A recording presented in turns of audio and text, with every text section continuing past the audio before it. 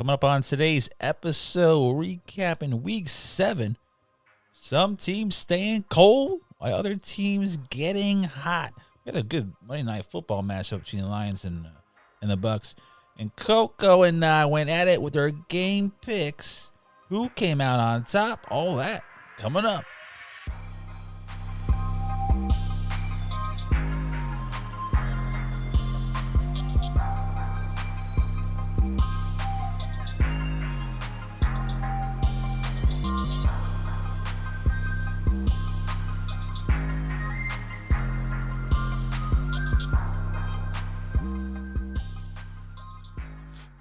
Hello, everybody. Welcome to Sports Talk from the Crib. I'm your host, Tanner Christian. We're getting into all these NFL Week 7 recap. What happened, biggest takeaways from this past weekend. And but first, if you're new, episodes airing every Tuesday and Friday. It's available on all streaming platforms. Check out the website, sportstalkfromthecrib.com. You can stream the podcast on there as well. And our social media, we're at Feel the Heat Entertainment. We're on Instagram, Facebook, YouTube, X, TikTok, you name it, we're on it. Check out, of course, the YouTube clips we post of, we do it on the website, and everywhere. But Coco Bean and I, my dog, doing game picks every week. And this time around, we had some differences, but we tied again. It's like we pick few different games. I was just like, you know what? I believe in Atlanta for once. And boy, was I wrong with that one. She was wrong with the Chargers. I picked Indy. I thought Indy was going to be just too much and powerful because I just didn't want to trust the Chargers. We got that win. We went against the Miami Dolphins. She went against the Miami Dolphins for the first time. It was like fed up. We're loyal to the end, but we still love Miami Dolphins. But it's been that bad of a season for us. So she actually went with Cleveland, and so did I. And so you see that clip up on YouTube. It's the first time that she went against Miami. She was staring at both the helmets for a good while. She's like, I really don't want to go against them. I want to be loyal. It's the dog love, And she was like, screw it, too. Like, that's how bad Miami is. We're getting into them in a little bit. But first, I want to recap. We're going to hit some scores real quick, but we're going to dive into some of the games. The Rams, of course, destroy the Jags 35-7 in London. Kansas City, they get Rashee Rice back. He gets a touchdown. They shut out the Las Vegas Raiders 31-0. Boy, Pete Carroll and Geno Smith, that little – so I think traded – what are they – was it a third-round pick or was it a fourth-round pick? They traded for Geno, calling him the answer. Boy, was this been a bad move. Meanwhile, in Cleveland – Miami gets destroyed 31-6, 2 through for just over 100 yards, 3 interceptions. One of them was return for a touchdown. There could have been like 2 or 3 return for a touchdown, but anyways, New England, Mike Vrabel gets his revenge on Tennessee. They win 31-13. Carolina beats the Jets 13-6. The Jets stay winless. Chicago beat New Orleans 26-14. Philly beat Minnesota 28-22. Indy staying red hot there with Danny Dimes and Jonathan Taylor running for another 3-touchdown game. 38-24 victory over the Chargers. Green Bay hangs on in the desert, 27-23 over Arizona. Brissett had a pass go in the back of the end zone that was incomplete. So Green Bay hangs on there. And Dallas destroyed Washington 44-22. Jalen Daniels did get injured. We'll see how he is. And that Sunday Night Football game, San Francisco beat the Atlanta Falcons 20-10. So let's hop into this Monday Night Football games a little bit here. Seahawks defeated the Texans 27-19. And, man, I swear, this may be, if Joe Burrow was still, out there and being healthy, we're calling Joe Burrow and, like, Jamar Chase, like, number 1 quarterback wide receiver duo in the league, right? This Sam Darnold, Jackson Smith, and Jigba, I mean, who can go wrong? They're like the best in the league. They're number 1 in like every category. Jack Smith and Jigba is like almost 50% of their offense. You just can't cover him for some reason. 8 catches, 123 yards, and a touchdown again on the night against a pretty good Texas defense. They go to 5-2. Seattle's Seahawks team seems pretty legit. We know they had a shootout against Tampa last week, fortunately, but this one they bounced back good. And the biggest takeaway of this, I mean, man, that Sam Darnold, Jackson Smith, and Jigba connection is just strong. It's the best in the league, and we'll see how they keep going forward. And the defense is just getting, like I said, I know they had some instances this week or this season, I should say, just against Tampa, let up all those points and got, but I think they can kind of come together. This is a competitive NFC West as well. But the biggest takeaway, the Texans offense, probably one of the biggest disappointments so far this year. I mean, I get it. They didn't draft any offensive linemen. They traded away their best one in Laremy Tunsil. The offensive line just isn't good. Joe Mixon's been out. I don't know, that mysterious injury or whatever of his foot. I don't know really what it is. I don't know if anybody actually does. But it looks like he's not going to be playing at any time this season. So they were reverting to Nick Chubb, who's, past his prime. Nick Chubb was one of my favorite running backs when he was with Cleveland before all the injuries really hurt him. He's at the end of his career, unfortunately, because he really was a phenomenal running back. But he can't get it done. They got Woody Marks, the rookie that can't really get it done either. I think he had 10 carries, 15 yards. Overall, 15 carries and 31 yards. They just can't run the ball. They can't protect C.J. Stroud. And C.J. Stroud even has been a disappointment. He only had 229 yards on the night and a touchdown, 49 pass attempts. And you only get 229 yards. And that kind of tells a story of it all.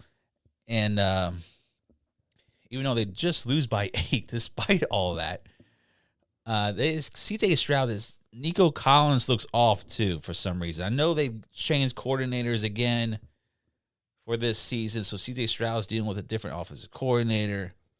But it just seems like something is just off in general with Houston. Their offense just can't get anything done. Their defense plays pretty decent, and they're, like, all over the field, just flying everywhere. And this is, by the time it gets to the second half, it's just like, oh, man, it just, they over pursue too much, I believe. And then by the end of the game, it's just over, But anyways, that's the biggest takeaway from here. This is C.J. Stroud. Can he get this Houston team going? Can the offense do something, to get back into this win column? They're near the bottom. I know Tennessee's at the bottom, but Texans really aren't too far off from almost being on Tennessee's level, especially on offense.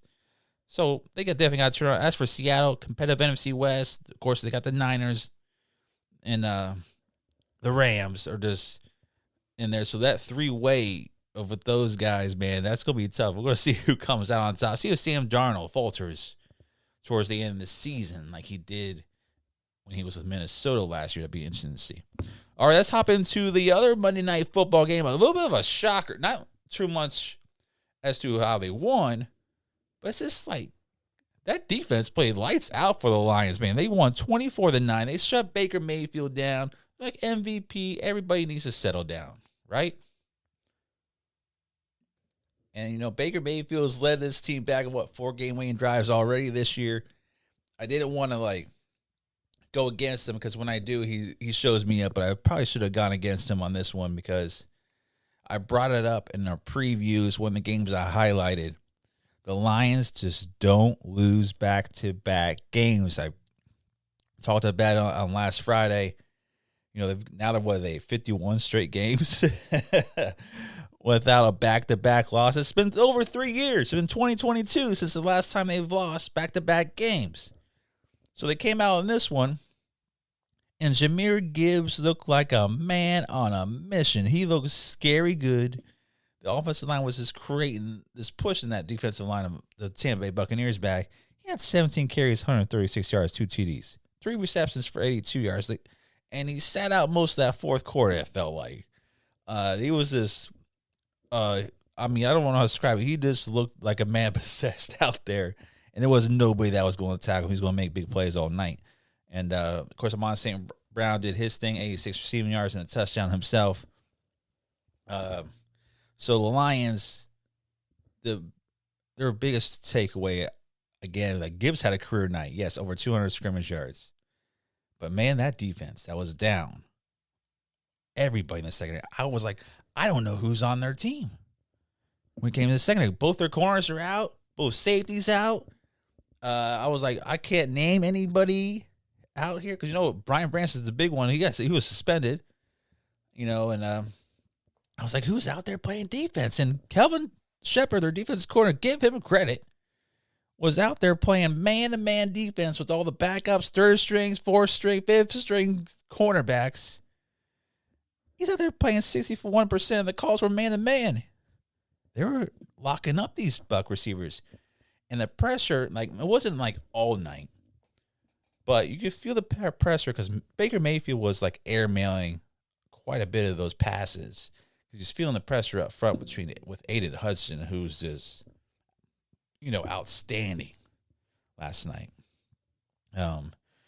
So, yeah, I got the biggest takeaway, man. They still lose. Shouldn't have gone against that. Dan Campbell's got these guys running.